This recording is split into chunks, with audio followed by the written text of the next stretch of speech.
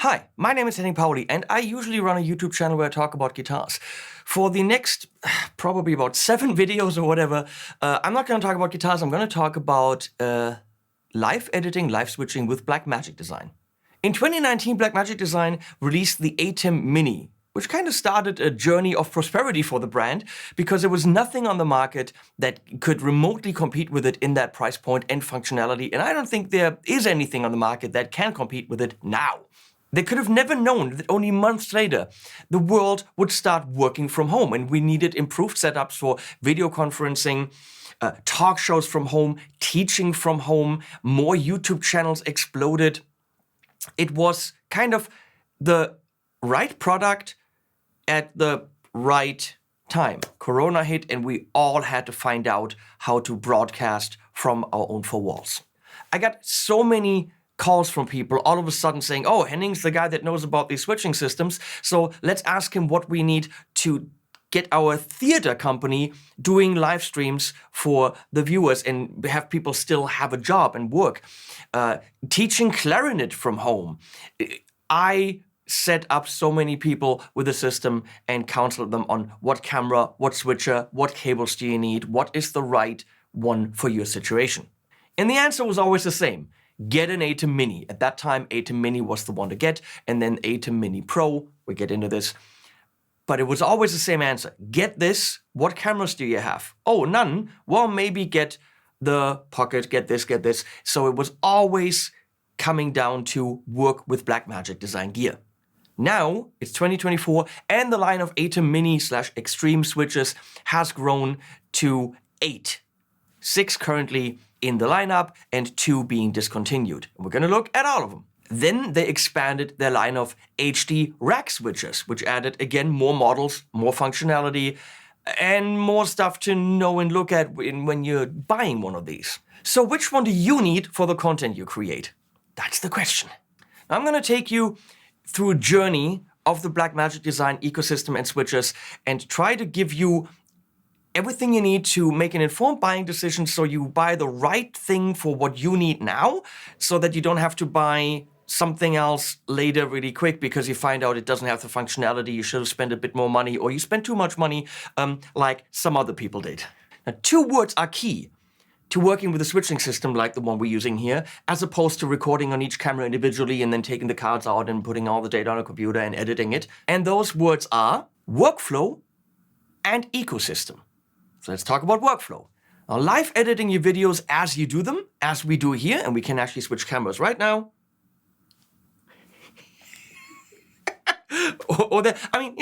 We got, 5 on right now. Doing this means you end up with a single video file that later on you can take which I have loads of, out, or a wrong cut, as we have just seen. And we can actually switch cameras right now.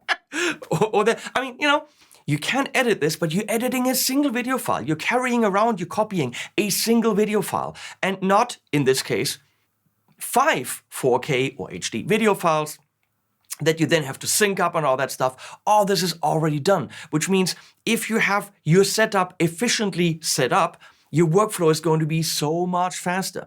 Now, in my case, so much faster. In my case, I'm actually recording directly onto HyperDecks, onto external SSDs, these internal ones they click in, and I'll take it out, I go to my studio, put it into Blackmagic Design, Drive Bay, and that's my one file. I start working right from that. And if it's just a talking thing like this, my audio is also on there. If I'm playing guitar and I've got multiple audio tracks, there is a way to actually get it on the video file, but I edit that audio in a different software, drag it over. But that workflow allows me to sit down here and actually do 3, 4, 5 videos in one sitting, where other people actually just be able to do one. So workflow with Blackmagic Design makes you efficient. That is the main idea. Now, later in the series, we're going to discover the ISO workflows, which means even though you end up with one file, you are still able to go to all the individual camera files and even move the edits around, move the transitions around, and fix any kind of mistakes or lengthen a video that might have happened using the ISO switches and DaVinci Resolve. So you can never mess up. So pretty much the live edit is a suggested edit that can still be altered, and you're always safe. Now we'll also answer the question of how you handle the software, who's operating it. Ideally, you have a control room where the switcher is and someone sitting there. Well, for many people, that's not an option. I have a beautiful wife who's sitting in the next room switching for me, so I just have to be talent. But there are ways that you can do this by yourself, either directly on the panel, or you could use the software on the computer. You could use an Elgato Stream Deck. There is actually open source freeware kind of software that lets you completely use that. There is iPad software, I think, called Director or Creator. I have it, never tried it. And there's also foot switches. I use one from Exonic, which is a Bluetooth foot switch that can control the software. And so for certain applications, that is an option, and you could do this under the desk, and nobody would be the wiser. So I've counseled a couple of my friends who are using this option to switch their videos live. Now, whether you're doing gaming videos, arts and crafts, building models, music stuff, reporting, online commentary, there is a workflow and a setup that works for you, and that's going to make you pump out videos considerably faster and in very consistent quality. And finding that setup, that's what we're here for. Now, if you're live streaming, which is a big thing right now, you are no longer dependent, if you're using Blackmagic hardware, on OBS, Wirecast, and any kind of software where you have to get all the cameras into the computer, put it together there. There are, of course, reasons to do that. There are workflows where that makes sense for people, but if you're working with your computer and doing that at the same time, not the best idea. With Blackmagic Design, you can find a workflow for your live streaming that absolutely works, and it's all in hardware. And that I like working with hardware as opposed to using a computer, because those fail. The next big word is ecosystem. Now, looking at Blackmagic Design switching systems can be extremely intimidating, and if you don't know where you're looking and what you need, and you add it all up, it can very, very quickly break the bank. And I'm here to not necessarily save you money, but get you the right stuff for what you need, or help you make those decisions. Now, if you're looking at systems with SDI, which makes sense because the SDI systems are, I think, more robust, longer cable runs. We're going to get into all of this stuff. You can remote control the cameras, which would eliminate the need for a Leslie next door. Well, no, because she's remote controlling the cameras. But what? You know what I'm talking about. You could actually remote control the cameras, and it does eliminate the need for someone behind the camera focusing all that stuff, because you can actually do that remotely. So all the cameras we got here remotely do focus, shutter, all that stuff. So technically all the controls on the cameras you don't really need. With the bigger studio cameras, yes, you can have someone behind the camera and have all the dials and stuff like this, but we don't use that here. I'm actually looking at the cameras, there's nobody behind it. It's just me and a lovely woman next door doing it all remotely. That is all intimidating, but trust me, it is doable. Now it will require HDMI cables or SDI cables, HDMI to SDI converters, SDI to HDMI converters, maybe bidirectional converters. What's 3G? What's 6G? What's 12G? What is the right system for you? Why would you need a distributor? How many screens do you need? What's program? What's multi-view? It's a daunting task to get started with this. We're gonna bring some light into the darkness, as we say in German. So how do you get started? And what is really the very lowest budget you could get started with and then build from there? Can you use your already existing cameras, or do you need Blackmagic Design cameras? Well, in one of the setup videos later on, after we looked at everything, we're going to show you GoPro, cheapest switcher, sitting in front of a Mac, doing computer stuff with picture-in-picture. That is a very inexpensive system, and we're going to look at that and ramp it up from there. From there, we go into a system with 2 Blackmagic cameras and then maybe one other one and a computer hooked up. So that's the next bigger system. And then we actually go into a system with one of the SDI switchers, hooking up Blackmagic cameras with SDI and remote control, showing you how to do that, but it's still one of the small switchers. And in the very, very last video, long time from now, we're gonna go and I will show you these studios, which I've got 3 of. And I'll show you how that is set up, and you'll also find out, well, why I might have 3 of them. Now, I changed over to live switching or real-time editing, if you want to call it. It's not necessarily live streaming. I say live switching because the switching happens live right now, but let's call it real-time editing. RTE, RTE. Let's call it RTE. In 2016, when I bought the Television Studio HD, and quickly upgraded because I wanted to use my 4K cameras in 4K, and then I needed the right recorders. It spiraled from there. But since then, I have planned, hosted, organized 8 YouTube events. Each of these events had 3 to 4 video studios like these. Some of them set up on location for a week. And they were always very successful events. And I trained the teams running those rooms. Now, after 8 events, we have this dialed to perfection. I improved the gear, added more recorders, changed codecs, many things that I developed over the years. But now, really, this year, 2024, 25 YouTubers are going to storm into the street for an event that I call 42 Gear Street. And the rooms are ready. I don't have to do anything. I literally can just wait for them to show up and everything is ready to go. We don't have to set up extra rooms. There were times where we changed my living room into a video studio. So I am extremely familiar in setting up these rooms. I want to just give you a little bit of comfort in the guy advising you, because I've done this. I've done this in smaller studios, bigger studios, bigger studios. I've helped Hughes & Kettner, for example, it's an amp company, set up their studio and counsel them on stuff.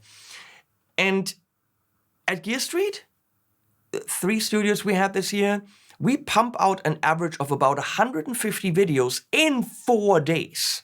So talk about workflow and efficiency. If the teams, and I've got great teams, if the teams know how to handle the room, know how to handle the talent, and there's someone from Belgium handling scheduling, if you got a good team, you can pump out so much content versus your I can do a video in 3 days, which you know what I'm talking about. It's not necessary.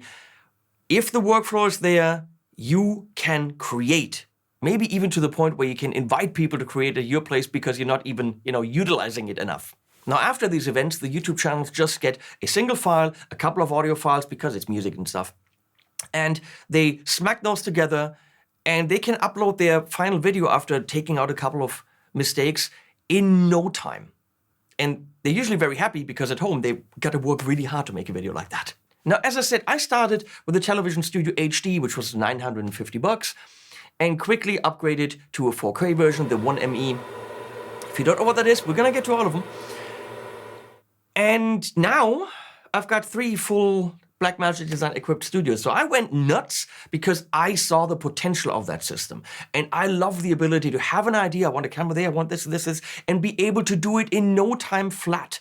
Because everything is where it's supposed to be. I grab it, I plug it into a wall, and bam, it shows up in a different room. You can easily get addicted to an improved workflow. Each of those 3 studios, I can walk in and within 10 minutes, we're running on 5 cameras. My friend Rafael Cano has a channel called Let's Talk Song, and he's utilizing my Studio B with his lovely wife, Steffi. And they just show up, go in there, and after an hour, leave, and he's done 3 videos. So I just let him use the studio, and it is if they can walk in there without really knowing too much about this stuff, anyone can do it. Now, of course, the studio's already set up, but don't be afraid. You can do it too. Now, I'll take you by your hand and gonna create this in comprehensive buyer's guide for Blackmagic Design stuff. The switchers, that's a separate video. The cameras, that's a separate video. And cameras in general, which is why I've got stuff prepared to give you a couple of ideas. And then showing you setups from just the GoPro and the switcher and then ramping from there. And that should give you ideas. It should give you some warnings of what to avoid, of where to spend your money, and maybe a little bit more so you're future-proof. And if you are willing to embark on this journey and really change your workflow like some of my friends have because they saw my systems, I think it'll be worth it. Now, Blackmagic Design focused a lot on HD since 2019. COVID, the mini series took off, and so they threw everything and the kitchen sink at HD.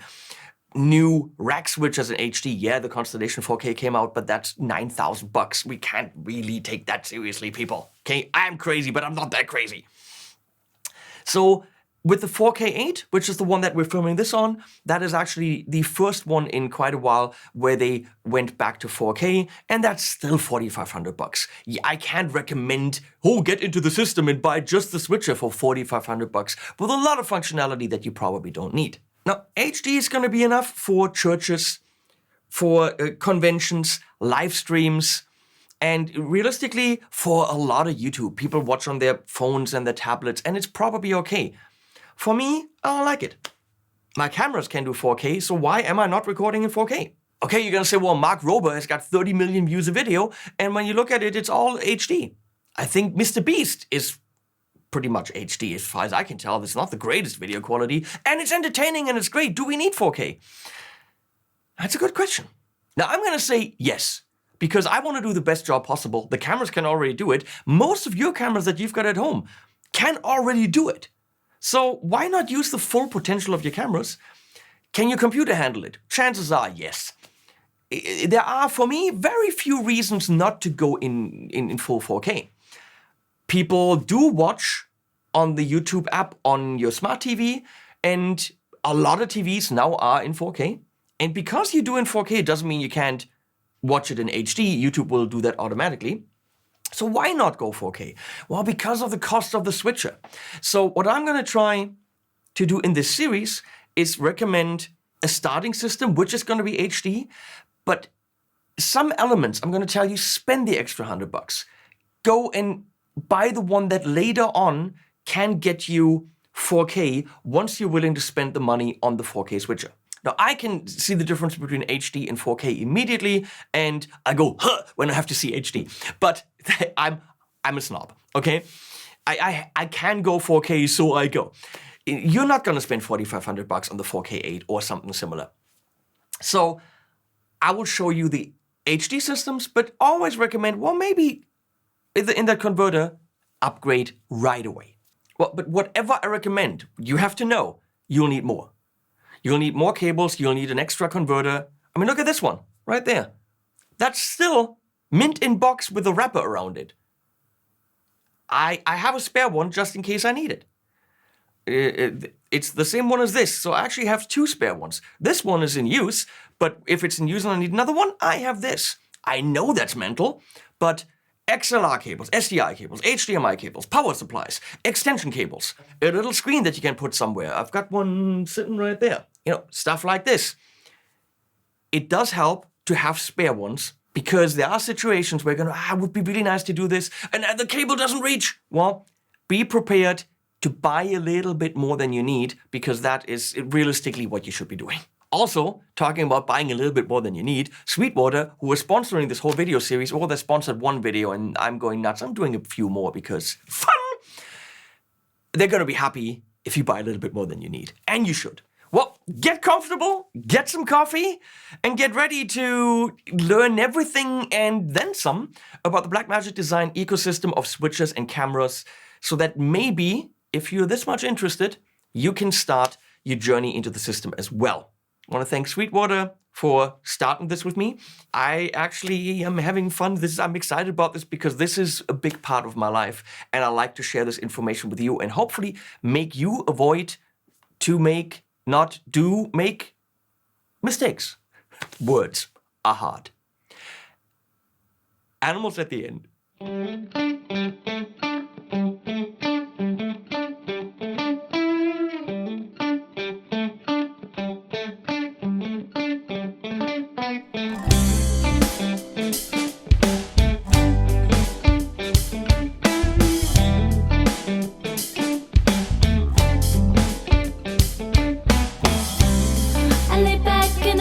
In the day, there's an oddity in my way.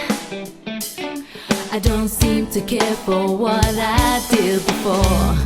Playing tennis in the sipping gin till the break of dawn. Yeah, I'm on a new